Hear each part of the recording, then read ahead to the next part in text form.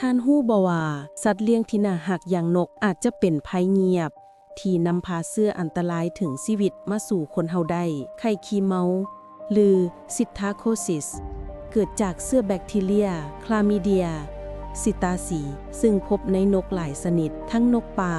และนกสัตว์เลี้ยงถึงแม้นว่านกจะบ่แสดงอาการก็ตามแต่การติดเสื้อสู่คนส่วนใหญ่แม้นเกิดขึ้นง่ายๆผ่านช่องทางการสูดดมเอาฝุ่นละอองที่ปนเปื้อนด้วยขี้นกหรือน้ำเมือกของนกที่แห้งอาการในคนจะคล้ายคือไข้หวัดธรรมดาในตอนต้นไข้หนาวสั่นปวดหัวและไอแห้งแต่จุดที่อันตรายคือมันสามารถนำไปสู่ปอดอักเสบหุนแหงได้อย่างกระทันหันอิงตามการวิเคราะห์การระบาดทั่วโลกผู้ติดเชื้อไข้ขี้เมาซิทธาโคซิสหลายกว่า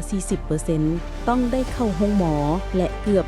60% ของกรณีที่ถูกตรวจพบมีอาการปอดอักเสบการป้องกันที่ดีที่สุดแม่น